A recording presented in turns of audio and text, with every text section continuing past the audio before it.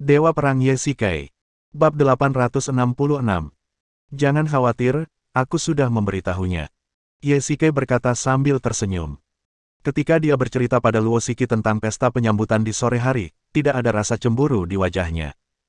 Sebaliknya, dia sedikit khawatir. Ketika dia menyebutkan bahwa Jiqian yang kuat seperti itu ada di sini untuk membantu Ye-Shikai, Luo Shiki tentu saja bertanya-tanya apakah Ye-Shikai telah menghadapi masalah, jadi dia memintanya untuk datang. Kurasa dia hanya mempermalukanmu. Kau tidak tahu apa yang dipikirkan wanita. Kalau aku pasti akan marah padamu. Jiqian berteriak dengan marah. Ada apa? Kamu butuh pelajaran lagi. Ye-Shikai tiba-tiba tersenyum dan mencubit lembut pinggang Jiqian dengan kedua tangannya. Itulah titik gatalnya. Benar saja, tubuh Jiqian bergetar hebat seolah tersengat listrik. Wajah cantiknya memerah. Dia memandang orang-orang di sekelilingnya dan merasa sangat malu. Dia hanya berani membiarkan Ye-Shikai memanfaatkannya ketika tidak ada orang di sekitarnya. Sekarang ada begitu banyak orang di sini, dia merasa sangat malu. Sialan, menjijikkan. Baiklah, lihat, dia ada di sini. Ye-Shikai berkata sambil tersenyum, dan tiba-tiba menunjuk ke suatu tempat yang tidak jauh. Luo Shiki berjalan mendekat sambil mengenakan gaun. Ye-Shikai menuangkan segelas anggur merah dan memegangnya di tangannya. Shiki, kamu di sini. Ye-Shikai menyerahkan anggur merah, tetapi mata Luo Shiki, secara naluriah, tertuju pada Jiqian, seolah-olah ada hubungan napas yang tidak dapat dijelaskan antara wanita, terutama antara dua sosok tingkat dewi. Ini pasti Nona Ji. Luo Shiki tersenyum, meletakkan anggur merah di atas meja, dan mengulurkan tangan kanannya dengan sopan. Ini pasti Nona Luo. Senang bertemu denganmu. Jiqian juga berdiri. Kedua wanita itu berpegangan tangan. Dia punya firasat buruk kalau kedua wanita itu akan bertengkar. Kedua wanita itu duduk di kiri dan kanan Ye-Shikai. Untuk sesaat, dia benar-benar merasakan krisis, seakan-akan dia berjalan di atas es tipis. Kedua wanita itu seperti magnet, dan dia merupakan penghalang yang berdiri di tengah-tengahnya. Jika dia pergi, kedua wanita itu akan berkelahi. Saya sudah mendengarnya berbicara tentang Nona Ji beberapa kali. Kali ini saya akhirnya melihat wajah aslinya. Karena Anda sudah datang ke tempat saya harus memperlakukan Anda dengan baik. Akhirnya, dalam suasana yang sangat canggung, Luo Shiki tiba-tiba mengatakan ini. Terima kasih banyak, Nona Luo. Jiqian tidak menolak. Karena itu adalah kebaikan Luo Shiki dan dia adalah orang kepercayaan Ye-Shikai sekaligus bos di balik bar, akan dianggap tidak sopan jika menolaknya. Ayo, datang ke bar. Luo Shiki melambaikan tangannya, dan beberapa pelayan datang dengan hormat sambil membawa piring. Semua piring itu berisi anggur enak, tetapi Ye-Shikai melihat lebih dekat dan menyadari bahwa itu adalah vodka dan whisky. Ini adalah minuman keras kelas 1. Kebanyakan pria tidak berani minum minuman keras jenis ini. Itu terlalu kuat. Menyeruputnya bagai ada api yang membakar tenggorokan dan kerongkongan. Hanya ada 3 orang di bilik itu, jadi sudah jelas siapa yang akan minum anggur ini. Mari, Nona Ji, anggur ini menunjukkan ketulusan saya. Luo Shiki mengambil vodka, menuangkannya ke dalam segelas untuk dirinya sendiri, dan meminumnya dalam satu teguk. Ye-Shikai diam-diam mengambil botol anggur dan mengendusnya di depan hidungnya. Ya Tuhan, ini semurni alkohol industri. Ye-Shikai tiba-tiba mengambil botol itu. Bau alkoholnya kuat sekali. Luo Shiki benar-benar meminumnya langsung. Bagaimana dia melakukannya? Apakah tenggorokannya baik-baik saja? Biarkan saya minum terlebih dahulu sebagai tanda hormat. Luo Shiki berkata sambil tersenyum, menatap Jiqian dengan mata terbuka lebar. Baiklah, Nona Luo memiliki toleransi alkohol yang baik, jadi saya juga tidak akan bersikap sopan. Jiqian tersenyum tipis dan meminum anggur yang diberikan pelayan dalam satu teguk. Praktisi dapat menggunakan kekuatan internal mereka untuk mempercepat penguraian alkohol, tetapi sensasi terbakar yang kuat di pintu masuk masih tidak dapat dihindari. Jiqian selalu kuat dan kompetitif. Setelah kedua wanita itu minum beberapa gelas anggur, dia tampaknya memahami permusuhan Luo Shiki. Kalau saja mereka benar-benar memulai kontes minum, dia tidak akan mau repot-repot menggunakan tenaga dalamnya untuk menguraikan alkohol dalam tubuhnya. Ayo, ayo, ayo. Nona Ji, minum lagi. Kedua wanita itu menyelesaikan beberapa putaran minum dalam beberapa menit, dan botol-botol kosong ditumpuk di tanah. Pelayan di samping dengan cepat mengeluarkan botol-botol kosong, tetapi Luo Shiki terus meminta lebih banyak anggur. 20 menit kemudian, wajah kedua wanita itu memerah seperti apel. Seperti yang diharapkan, Jiqian tidak menggunakan kekuatan internalnya. Jika Ye Xike ingat dengan benar, toleransi alkohol kedua wanita itu tampaknya tidak disebut tong minum. Mereka biasanya hanya minum anggur merah atau sejenisnya, dan tidak akan pernah minum minuman keras yang begitu kuat. Siki, Qianer, kurasa kita sudah cukup minum, mari kita akhiri hari ini. Ye Xike terbatuk ringan 2 kali. Kedua gadis itu sebenarnya punya cara ini untuk berkompetisi secara diam-diam. Tidak, tidak. Kedua wanita itu berteriak serempak, untung saja bar itu sangat berisik, kalau tidak pasti akan menarik perhatian penonton. Dua wanita cantik minum bersama di sini akan menjadi tontonan hebat. Teruslah minum. Nona Ji.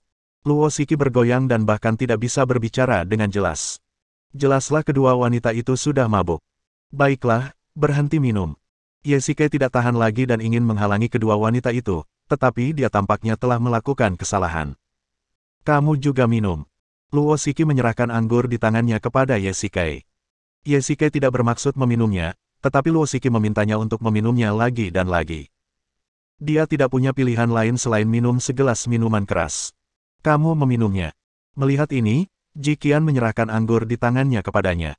Ye Xike menolak beberapa kali, tetapi Jiqian hampir memaksanya minum anggur. Wanita ini cukup kuat. Kedua wanita itu tidak ingin bersaing dalam minum, jadi mereka membiarkan Ye Xike meminum semua airnya. Dalam sekejap mata, Ye Xike telah menghabiskan sebotol penuh vodka. Untuk sesaat, Ye Xike merasa pusing. Toleransinya terhadap alkohol rata-rata dan dia tidak bisa minum minuman keras sekuat itu sama sekali. Tidak, aku harus menggunakan tenaga dalamku untuk menghancurkan alkohol, pikir Ye Xike dalam hati, ketika tiba-tiba seseorang mencubit wajahnya dan menuangkan segelas minuman keras langsung ke mulutnya. Siki, apa kamu gila? Ye Xike secara naluriah menepis tangannya. Wajahnya memerah, dan tampaknya efek vodka mulai terasa. Minumlah. Jiqian juga berteriak dari samping. Seperti Luo Siki, kondisinya tidak jauh lebih baik. Dia berdiri, terhuyung-huyung, dan hampir jatuh ke tanah. Ye Xike berdiri dan ingin mendukungnya, tetapi dia merasa pusing. Sudah berakhir. Tampaknya alkohol yang baru saja dipaksakannya telah berefek. Sekarang lengannya melemah, dan dia memeluk Jiqian, lalu mereka berdua terjatuh di sofa. Sudah cukup. Aku akan mengantarmu beristirahat. Ye Xike berkata cepat. Ia tidak dapat minum anggur lagi, kalau tidak ia mungkin akan keracunan alkohol. Ye Xike menggertakkan giginya dan bersikeras membantu Jiqian berdiri. Luo Siki langsung terbaring di sofa, dan tampak tidak mampu bertahan lebih lama lagi. Ye Xike, masing-masing satu di tangan, membantu kedua wanita itu ke kamar kecil di belakang. Baiklah, kalian sebaiknya istirahat.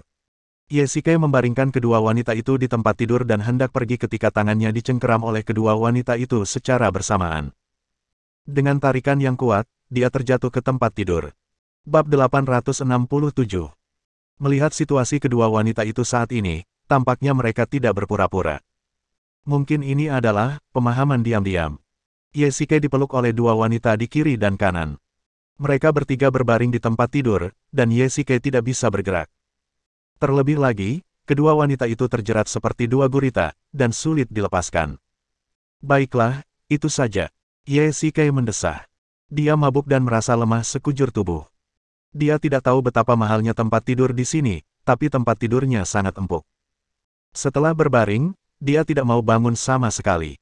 Dia menoleh untuk melihat kedua wanita itu. Mereka telah tertidur dan masih bergumam dalam tidurnya. Dia ingin mendengar dengan jelas, tetapi pusing di kepalanya membuat pendengarannya kabur. Kelopak matanya menjadi semakin berat, dan dia tertidur setelah beberapa saat.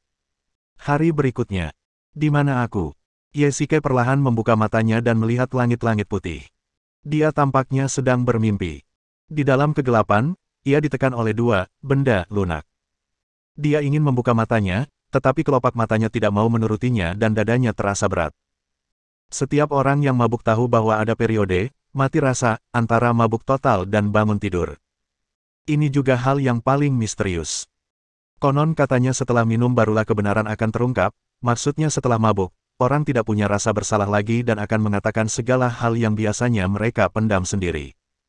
Terlebih lagi, bahkan gerakan tubuh mereka pun tidak disadari. Hal yang paling menakutkan tentang pingsan adalah bahwa setelah bangun, tidak ada lagi ingatan tentang kejadian tersebut di benak seseorang. Dengan kata lain, bahkan Ye Shikai sendiri tidak tahu apa yang terjadi. Aku samar-samar ingat dia minum tadi malam dan membawa kedua gadis itu ke sini untuk beristirahat, dan kemudian dia tampak tertidur. Setelah minum dan berhubungan seks, Ye Shikai ingin berada di sini. Ini adalah hal pertama yang terpikir olehnya. Itu sungguh mengerikan. Ye Shikai ketakutan dan tiba-tiba menegakkan tubuhnya dan duduk. Dia melihat ke bawah dan menemukan pakaiannya masih ada, tetapi tampak kusut. Dia bahkan tidak melepas celananya. Ye Shikai menghela napas lega.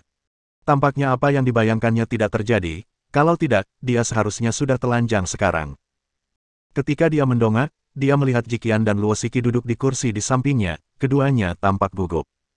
Hati Ye Shikai kembali tegang. Mungkinkah ini benar-benar terjadi? Selamat pagi. Ye Shikai sangat malu dan tidak tahu harus berkata apa. Sekarang sudah sore. Jiqian berkata dengan ringan, yang membuat Ye Shikai sangat malu. Orang biasanya bangun sangat larut ketika mereka mabuk. Dia tidak menyangka tadi malam dia tidur begitu lama setelah mabuk. Tadi malam. Apakah terjadi sesuatu? Ye Shikai bertanya dengan canggung. Jangan terlalu banyak berpikir. Kita baru saja tidur. Di ranjang yang sama tadi malam. Luo Shiki ingin mengatakan ini dengan benar, tetapi tiba-tiba dia kehilangan kesabarannya. Tampaknya dia tidak punya banyak alasan untuk berkata. Ketika Jiqian mendengar ini, wajahnya mulai memerah. Kalau saja dia dan Ye Shikai yang tidur semalam, dia mungkin tidak akan bereaksi seperti itu. Bagaimanapun, mereka berdua adalah suami istri. Tapi kali ini, Luo Shiki, Jiqian dan Ye Shikai tidur di ranjang yang sama. Ini sangat memalukan. Kalian benar-benar hebat tadi malam. Kalian minum banyak sekali dan membuatku mabuk lagi. Ye Shikai terbatuk pelan. Karena tidak terjadi apa-apa, itu bukan masalah besar. Apa urusanmu? Aku minum kalau aku suka. Luo Shiki mengungkapkan ketidakpuasannya dan berkata langsung. Benar sekali, Nona Luo menyambutku. Apa hubungannya denganmu? Jiqian juga bergema dari samping. Wajah Ye Shikai penuh dengan garis-garis hitam. Apa ini? Kedua wanita itu minum banyak minuman keras tadi malam, dan hari ini mereka benar-benar membentuk front bersama. Pada akhirnya, itu semua menjadi tanggung jawab Ye Shikai sendiri. Kamu sangat kejam. Ye Shikai harus menanggung kesalahannya sendiri. Untungnya tidak terjadi apa-apa, kalau tidak Ye Shikai pasti makin gelisah.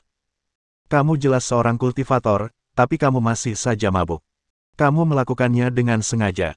Ye Shikai membawa Jiqian ke sudut yang kosong. Ketika kedua wanita itu hadir pada saat yang sama, mereka tidak mau mengakui kesalahan mereka. Sekarang Ye Shikai bisa menceramahi mereka sendirian. Dia juga bukan seorang kultivator. Jika dia bisa minum, mengapa aku tidak? Jiqian berkata dengan ringan.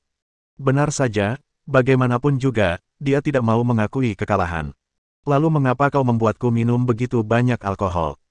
Ye Shikai ingat dengan jelas betapa tidak nyamannya perasaannya setelah minum tadi malam dan bagaimana dia hampir muntah. Aku tidak bisa minum lagi. Saya menyerah. Pesta penyambutan kuil bulan berakhir dengan 3 orang mabuk. Saya yakin bahwa sejak tadi malam, Biro Keamanan Nasional, Bos Sing, keluarga-keluarga besar, kuil utama, daftar gelap, serta berbagai kelompok pembunuh dan kelompok tentara bayaran semuanya tahu bahwa kuil bulan telah datang ke Yanjing. Di rumah. King Yu, ini hadiah untukmu. Ye Shikai menyerahkan kalung berlian di tangannya.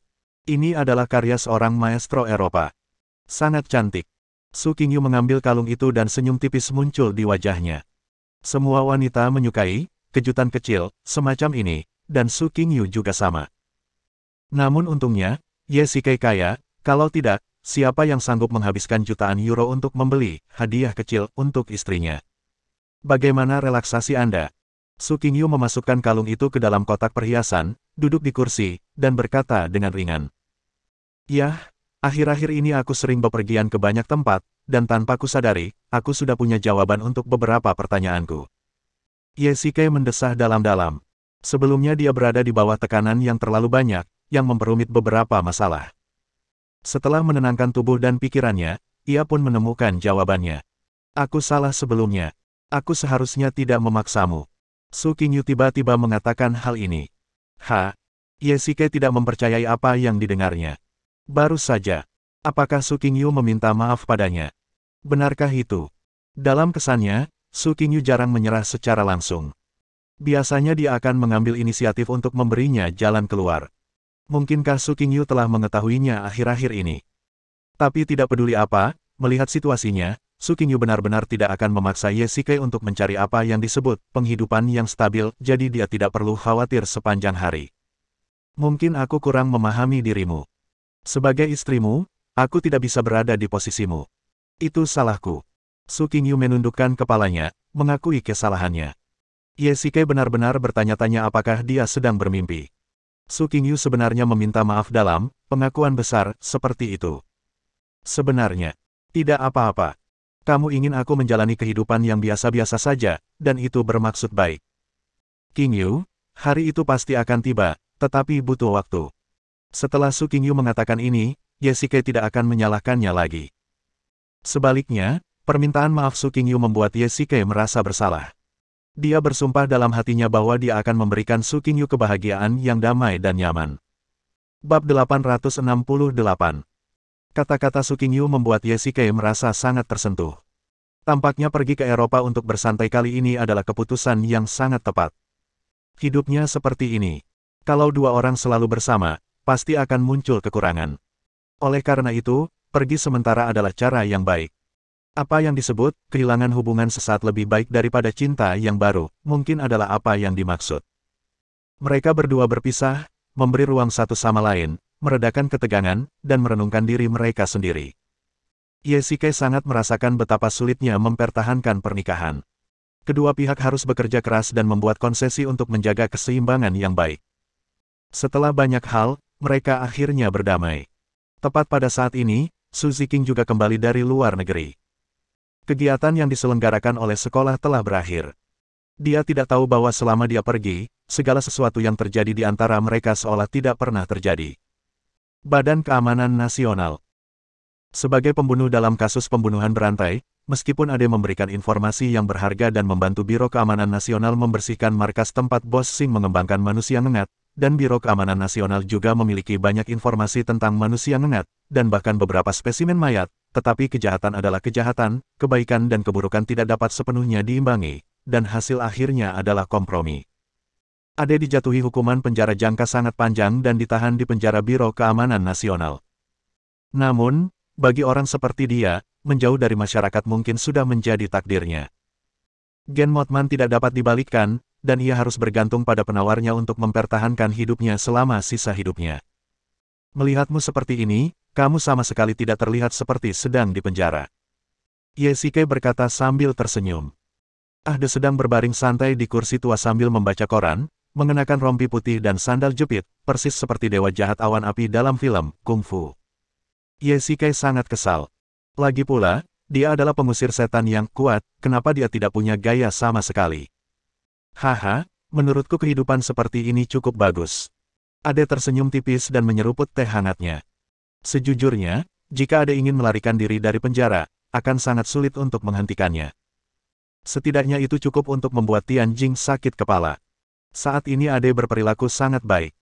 Dia pada dasarnya menjawab setiap pertanyaan dan juga menyatakan bahwa dia tidak ingin keluar lagi. Beruntung bagi Ye Shikai, Ade masih menepati janjinya. Asal dia bisa mendapatkan penawarnya dan bertahan hidup, dia akan bekerja sama dengan segala hal lainnya. Sebagian besar informasi yang diperoleh Biro Keamanan Nasional diberikan oleh Ade. Aku membawakanmu sesuatu yang lezat. Ye Shikai membawa beberapa daging goreng, bebek panggang, barbecue, bir dan sebagainya.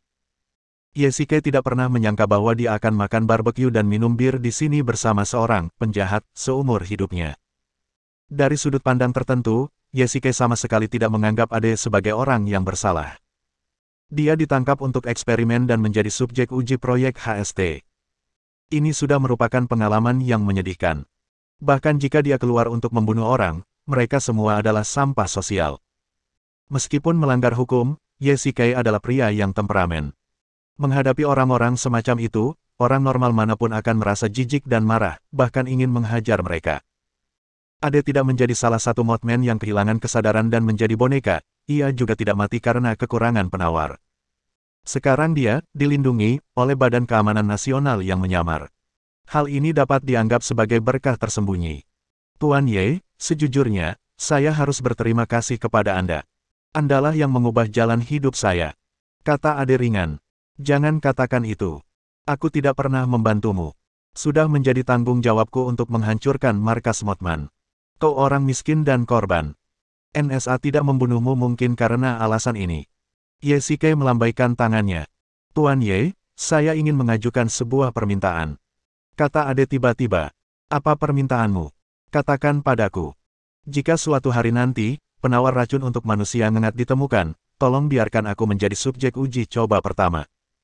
Ye Shikai tidak terkejut dengan kata-kata Ade. Jika suatu hari nanti, dapat dikembangkan obat yang dapat mengembalikan subjek uji proyek HST ke keadaan normal, Ade akan bersedia menjadi subjek uji pertama. Ye Shikai tahu apa yang sedang dipikirkannya. Dia tidak ingin menghabiskan sisa hidupnya sebagai setengah manusia setengah binatang. Ia lebih baik mati di jalan mencoba daripada hidup sia-sia. Dibandingkan dengan rasa takut terhadap kematian, dia memilih untuk mempertahankan sedikit terakhir martabatnya sebagai manusia. Tentu saja, ini semua sudah berlalu.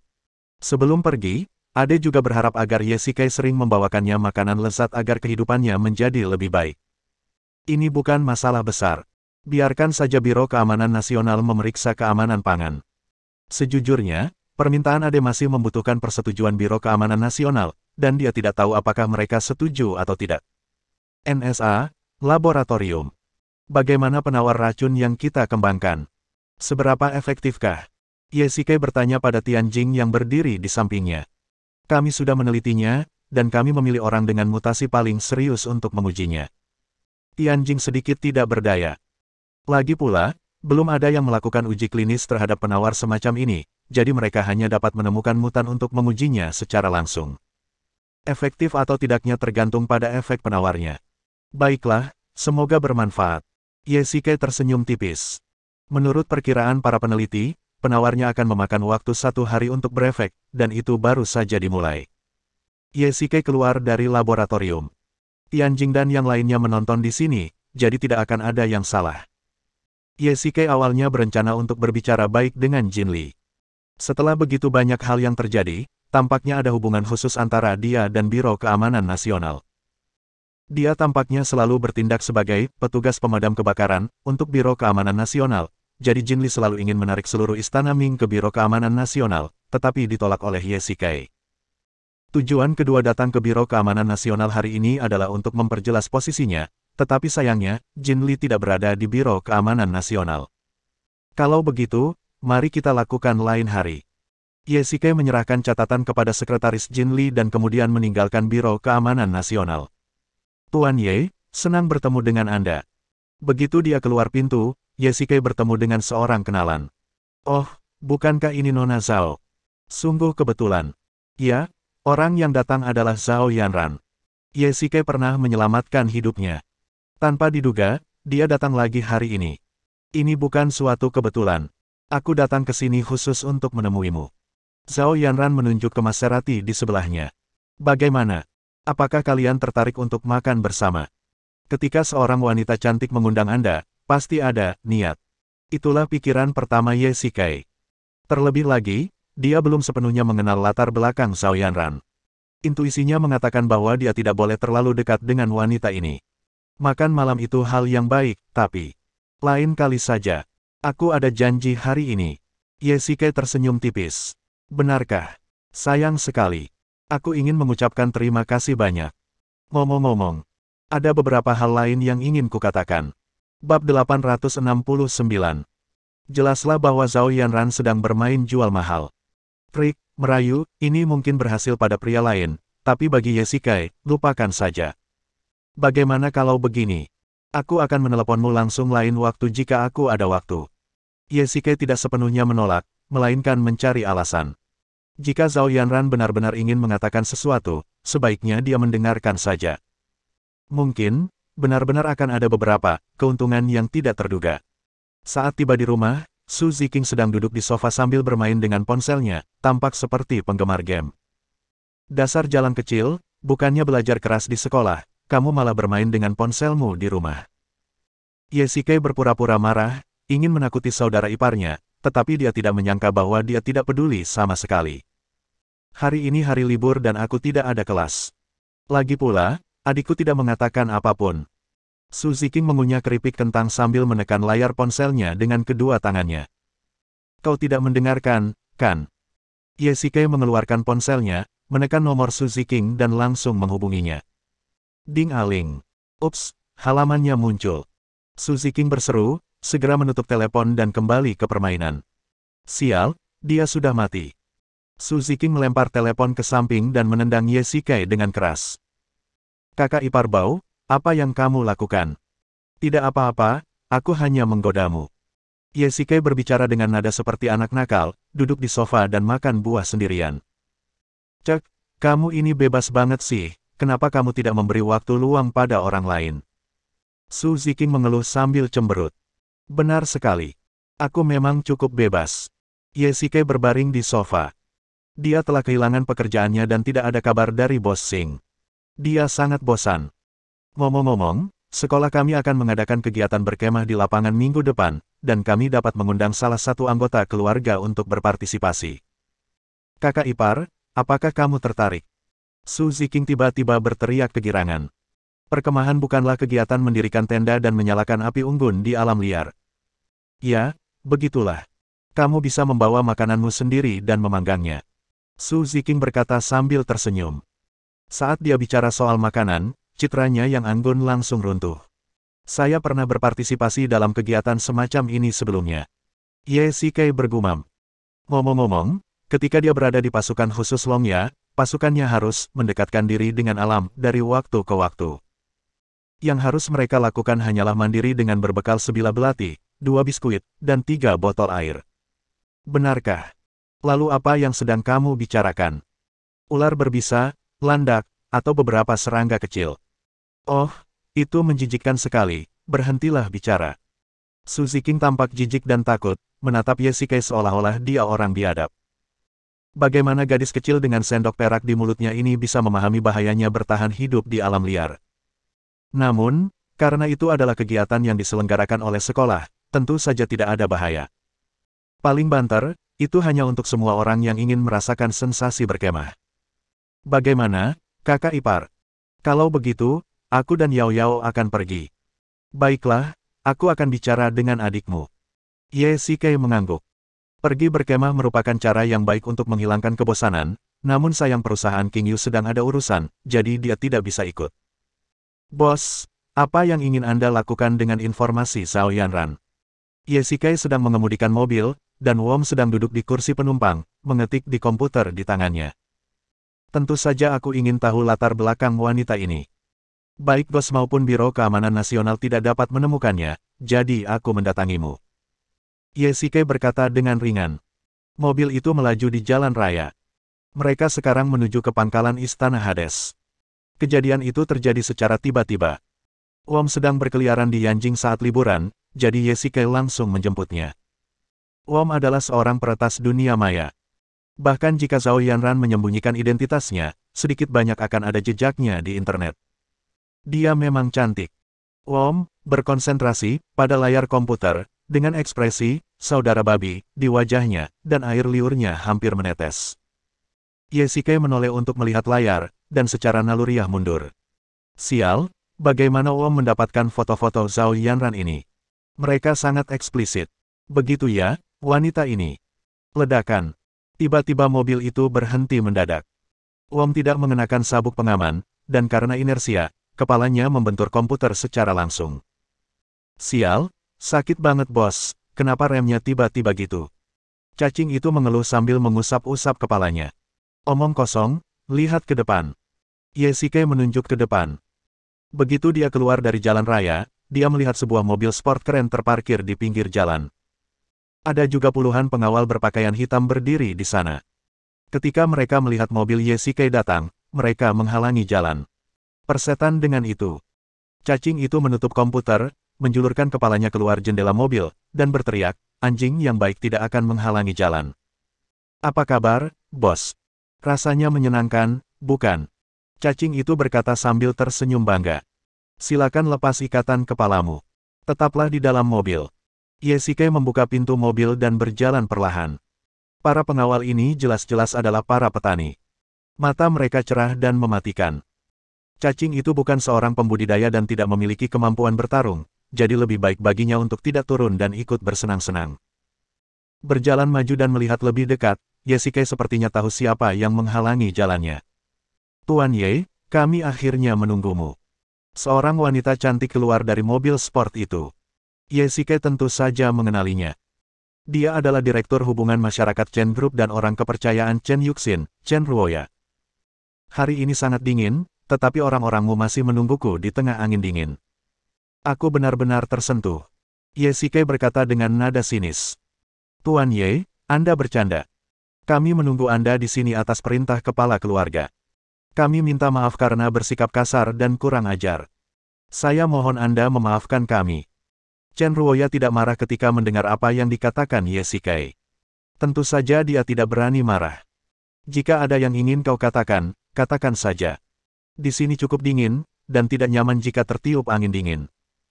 Ye menyalakan sebatang rokok dan berkata dengan ringan. Kepala keluarga ingin bertemu Tuan Ye dan secara khusus meminta saya untuk datang dan menyambutnya. Chen Ruoya berkata dengan ringan, namun ketika melihat ke arah puluhan pengawal berpakaian hitam di sekelilingnya, itu membuat orang-orang merasa tertekan, seolah-olah Ye tidak akan bisa menolaknya. Bagaimana jika saya tidak bebas sekarang? Ye berkata acuh tak acuh sambil menghisap sebatang rokok.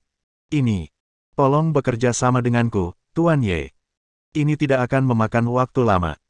Chen Ruoya melanjutkan, seolah tidak memberi ruang bagi Ye untuk menolak.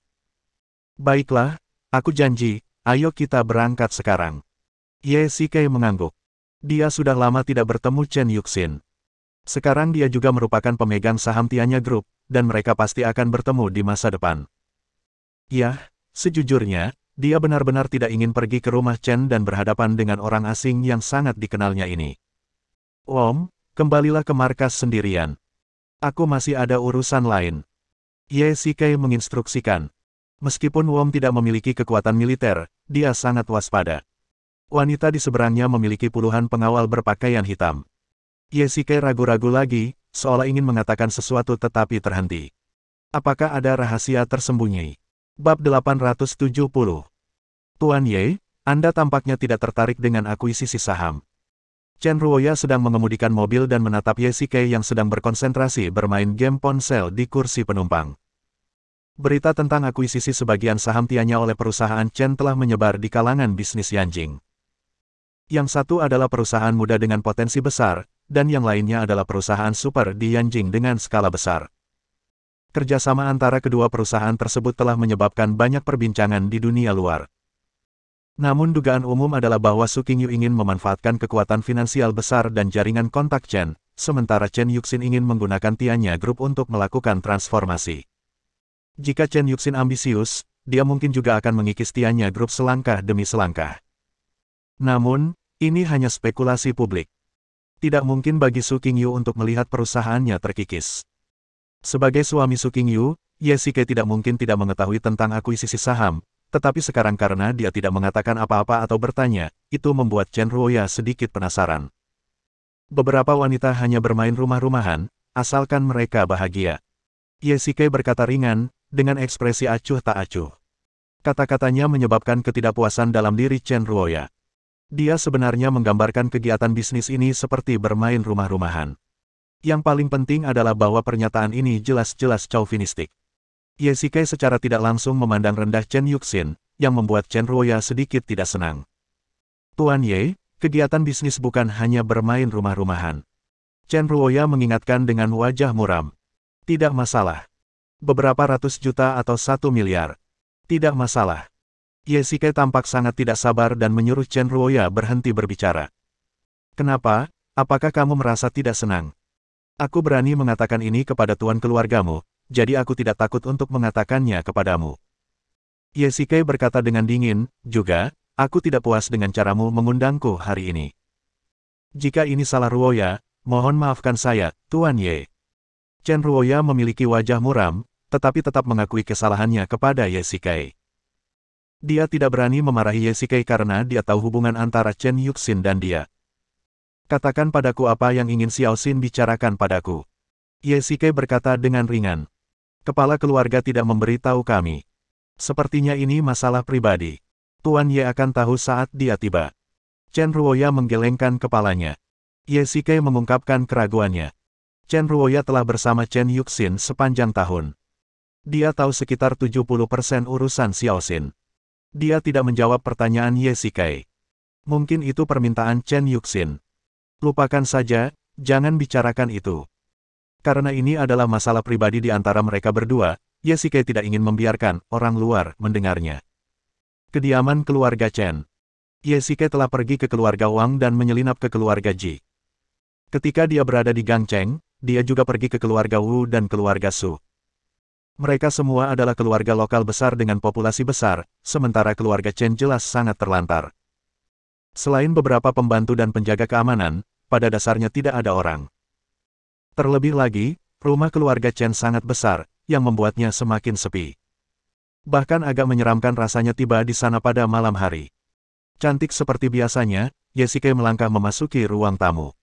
Malam ini, Chen Yuxin berpakaian sangat terbuka. Itu samar dan dapat dikagumi dari kejauhan tetapi tidak dapat disentuh.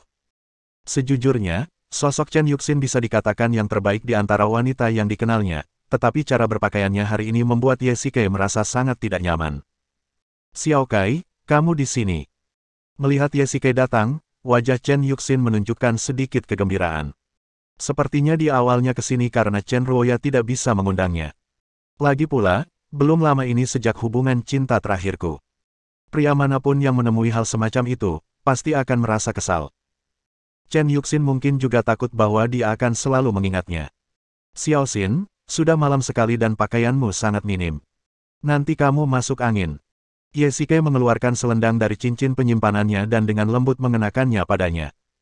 Terima kasih. Wajah Chen Yuxin dipenuhi dengan kebahagiaan. Dia menatap Chen Ruoya, mengisyaratkan agar dia keluar terlebih dahulu. Guru, ada sesuatu yang ingin saya sampaikan kepada Anda. Chen Ruoya berkata dengan hormat, berbalik dan berjalan keluar ruangan. Xiaoxin, sudah sangat larut. Kamu ingin mencariku. Apakah ada sesuatu yang mendesak? Ye Shikai bersikap kasar kepada Chen Ruoya, tetapi dia tidak akan bersikap seperti itu terhadap Chen Yuxin. Sebenarnya tidak ada apa-apanya. Tahukah kamu bahwa aku membeli saham Tianya Group? Chen Yuxin berkata lembut. Oh, tentu saja, aku mendengarnya dari King Yu. Ye Shikai mengangguk berulang kali. Baiklah. Apakah kamu punya pendapat? Chen Yuxin bertanya ragu-ragu, seolah dia takut Ye Shikai akan marah. Tentu saja saya tidak punya pendapat. Saya tidak mengerti masalah bisnis.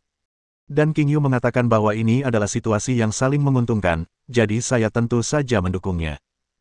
Ye Shikai berkata sambil tersenyum, jangan khawatir, aku tidak akan ikut campur dalam urusan bisnis, lakukan saja. Ye Shikai akhirnya mengerti. Ternyata Chen Yuxin khawatir dia akan marah. Dia tidak menyangka dia akan berpikir seperti itu. Ye Shikai tidak pernah mencampuri pengambilan keputusan Su Qingyu di Tianya, sama seperti dia tidak membiarkan Su Qingyu ikut serta dalam tindakan istana dunia bawah. Mereka berdua selalu melakukan urusan mereka sendiri.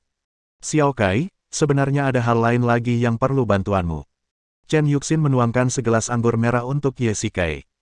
Seperti yang diharapkan, dia memiliki sesuatu untuk dilakukan dan membutuhkan bantuan Ye Shikai. Ini sangat langka. Chen Yuxin adalah kepala keluarga Chen. Dia punya uang dan sumber daya, jadi dia juga membutuhkan Ye Shikai untuk melakukan sesuatu. Jika ada yang ingin kau katakan, katakan saja langsung padaku. Sebenarnya itu untuk budidaya. Chen Yuxin berkata dengan hati-hati, keluarga itu menemukan sebuah relik. Legenda mengatakan bahwa di dalamnya terdapat benda-benda suci. Saya ingin mengatur tim untuk pergi ke sana. Ini. Ye Shikai ragu-ragu setelah mendengar ini. Dia sangat akrab dengan reruntuhan. Tempat semacam ini adalah perwujudan terbaik dari kehormatan dan kekayaan dicari dalam bahaya. Dia telah melihat dengan mata kepalanya sendiri bahwa beberapa keluarga yang tidak dikenal melompat ke dalam keluarga lapis pertama karena harta yang diperoleh dari beberapa reruntuhan. Tanpa harta dan sumber daya untuk berkultivasi, kekuatan para pembudidaya tidak dapat dikerahkan.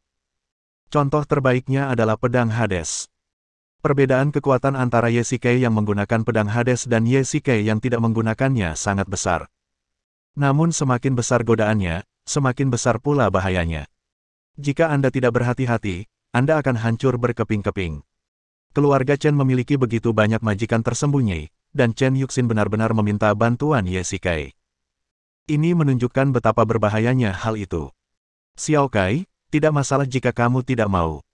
Tidak, saya hanya ingin bertanya di mana reruntuhannya. Di Los Angeles. Luosheng terletak di bagian tengah Cina. Dulunya, ini adalah kota makmur dengan sejarah panjang.